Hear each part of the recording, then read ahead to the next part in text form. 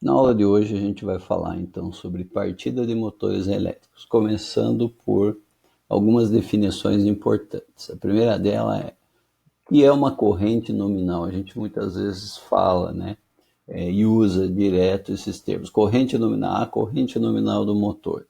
Mas a definição dela propriamente dito é aquela corrente que o motor absorve da rede quando ele precisa estar à potência nominal, ou seja, quando ele está na condição de potência nominal, sob tensão e frequências nominais.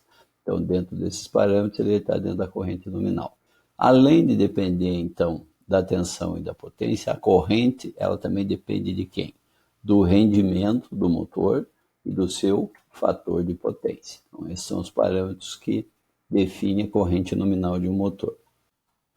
Outra definição importante é sobre a corrente de partida. Corrente de partida chamada IP. Então, a corrente nominal IN, corrente de partida IP.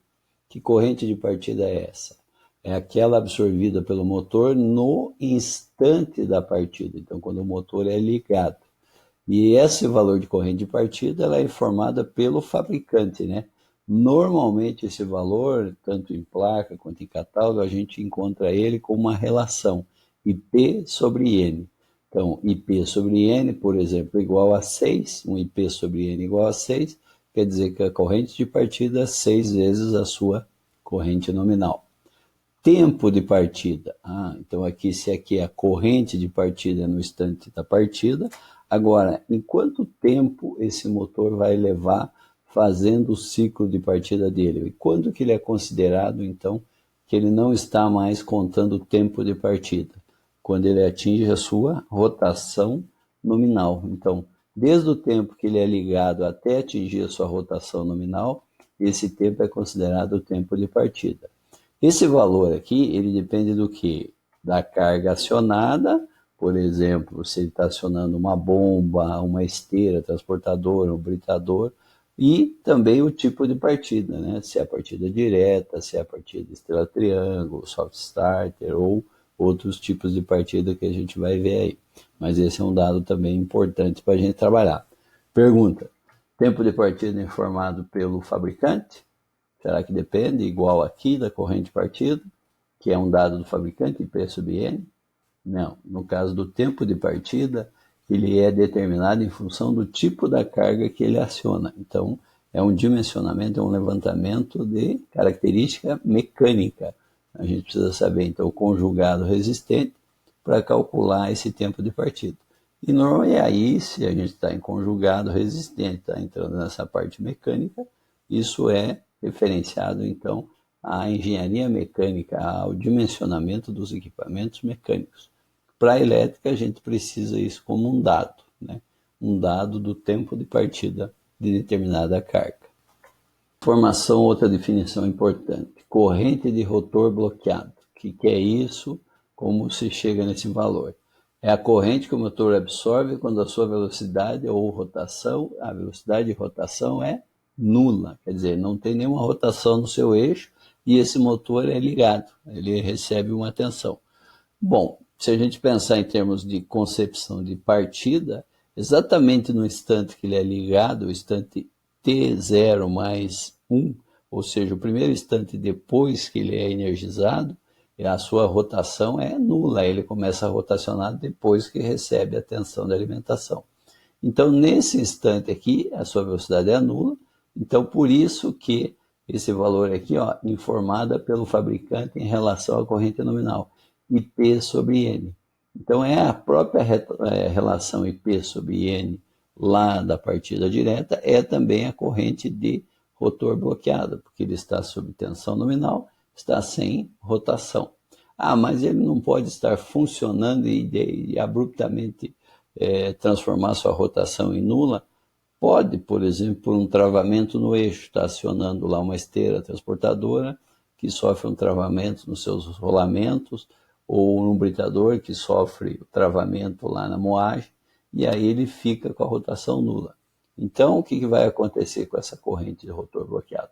Ela vai surgir nesse instante do motor, e aí vai se relacionar com essa outra definição aqui embaixo importante, que é quanto tempo o motor suporta essa condição de rotor bloqueado. Então, é o chamado tempo de rotor bloqueado. É o tempo necessário, então, para quê?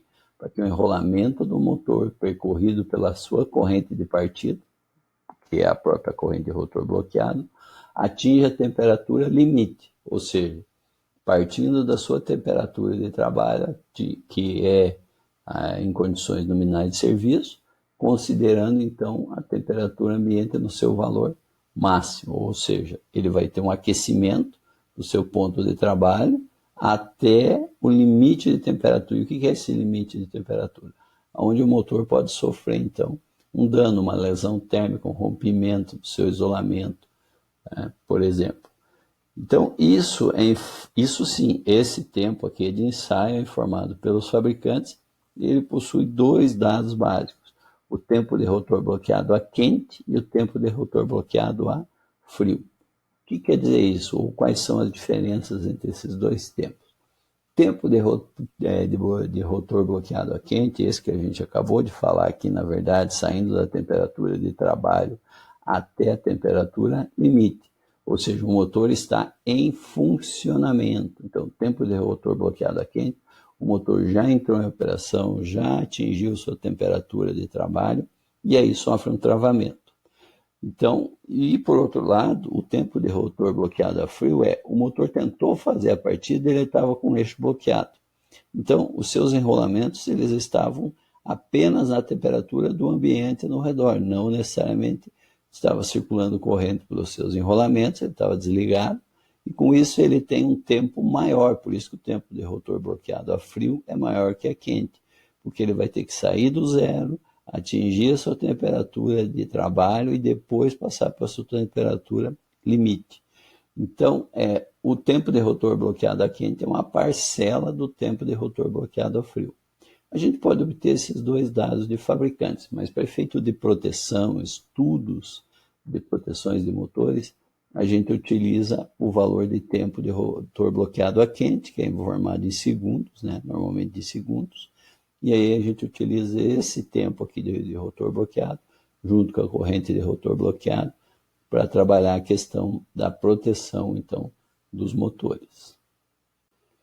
Mais uma definição importante aqui é com relação ao fator de serviço. Então, o que é fator de serviço? Primeiro, uma chamada. Não é uma sobrecarga momentânea. Então, é um fator que é aplicado à potência nominal do motor e indica a carga que é permissível, que pode ser aplicada continuamente ao motor sob condições especificadas. Então, é um fator o quê? Que ele aumenta a potência nominal de um motor. Por exemplo, um motor lá de 15 kW, se ele tem um fator de serviço de 1.2, quer dizer que ele pode trabalhar até a 18 kW. Ou seja, a utilização desse fator de serviço não implica em redução da vida útil do motor, ou seja, inferior àquela que o motor estaria com a sua carga nominal. Então, isso aqui é importante como uma reserva, por exemplo, quando a gente pode ter uma variação então, na carga, do tipo de carga que vai ser utilizada, não uma variação, de novo, não uma sobrecarga momentânea, mas esse motor pode sofrer, então, uma necessidade de utilizar uma carga maior do que a sua carga nominal. Então, esse fator do serviço nos dá essa reserva. Claro que, nesse caso, quanto maior o fator de serviço do motor, mais alto é o seu custo, né? Quando ele não é indicado, o padrão é fator de serviço igual a 1, ou seja, a sua potência nominal. Agora a gente vai unir todos esses conceitos, essas definições nesse gráfico aqui, ó. Aqui a gente vai estudar então o comportamento da partida dos motores elétricos e em relação àquelas grandezas que a gente falou lá.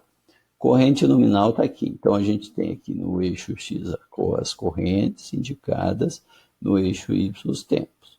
Então, corrente nominal do motor aqui, se a gente subir, vai ao infinito, quer dizer o quê? Na condição que ele vai operar continuamente ao longo do tempo.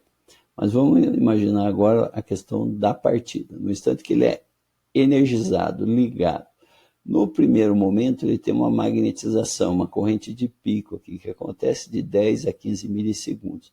Para efeito de estudo de proteção, assim como aquela corrente de pico de magnetização dos transformadores em rush, aqui a gente também não utiliza ela para avaliação de proteção. Então, ela vem aqui no pico e aí ela assim, ela vem para o valor de corrente efetivamente informada pelos fabricantes, o IP sobre N, o I de partida, que é igual ao IRB. Esses valores, dependendo do tipo de motores trifásicos aqui de indução, normalmente eles ficam entre 6 a 9 vezes IN. Então tá, então ele vem aqui, aí ele começa então a contar seu tempo de partida. Então aqui, ó, aí vamos correndo por essa curva aqui, que vai sendo suavizada, ou seja, a corrente vai sendo reduzida à medida que o motor vai acelerando, e essa inclinação pode ser maior ou menor em função do tipo de partida, né?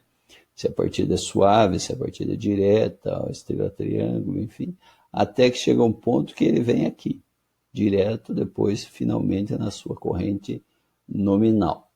Mas para efeito de estudos de proteção, antes de falar ainda de estudo de proteção, vamos falar desse pontinho aqui, ó. Rotor travado. O que é rotor travado? A corrente é a mesma, a corrente de partida, IP sobre N, que é igual a I de rotor bloqueado. Então aqui é a corrente e aqui é o tempo. Então aqui o tempo máximo de rotor bloqueado, tempo de partida. Por que o tempo de partida acabou aqui? Porque a partir daqui ele se tornou somente corrente nominal, a corrente da carga.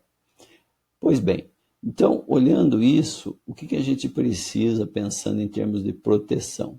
Se a gente for colocar qualquer curva de proteção aqui, relés, fusíveis, disjuntor motor ou outro tipo de disjuntor, obrigatoriamente essa curva tem que passar onde, pessoal? Ela tem que passar abaixo do rotor travado, porque tem que proteger aquele ponto, mas ela não pode cortar aqui a curva de partida, porque se ela cortar a curva de partida, no instante que a gente for tentar fazer a partida, bater na curva de proteção, vai desligar o equipamento. Então é por aqui que a gente vai colocar as nossas curvas de proteção, de relés, de fusíveis e tudo mais. Então, mas aqui entra aquela dificuldade agora, como é que na prática a gente vai obter exatamente isso aqui? Porque esse comportamento aqui depende do tipo da carga, né? Se a carga é acionada é um ventilador, uma bomba, um britador, ou ele parte a vazio, propriamente dito, então o tempo de partida é muito menor se ele partir sem corrente no seu eixo, por exemplo. Então, para efeito de proteção, o que a gente faz? A gente lineariza a corrente de partida. E o que é linearizar a corrente de partida? A gente pega esse P aqui, sobe com ele até aqui, e depois transforma ele num valor linear aqui, fechando aqui. Fisicamente, o motor não tem como fazer isso, dar esse salto, sair da corrente aqui, do valor da sua corrente de partida e voltar diretamente para a sua corrente nominal, né? Mas a gente faz essa linearização aqui para quê? Para conseguir representar, então, de forma gráfica e mais rápida o que? A representação das proteções. Porque se não, para a gente obter esse valor real aqui, a gente teria que ter uma oscilografia do motor, né? Ou construir um algoritmo, né, de comportamento em função da carga acionada, qual seria esse valor aqui para construir exatamente essa curva real.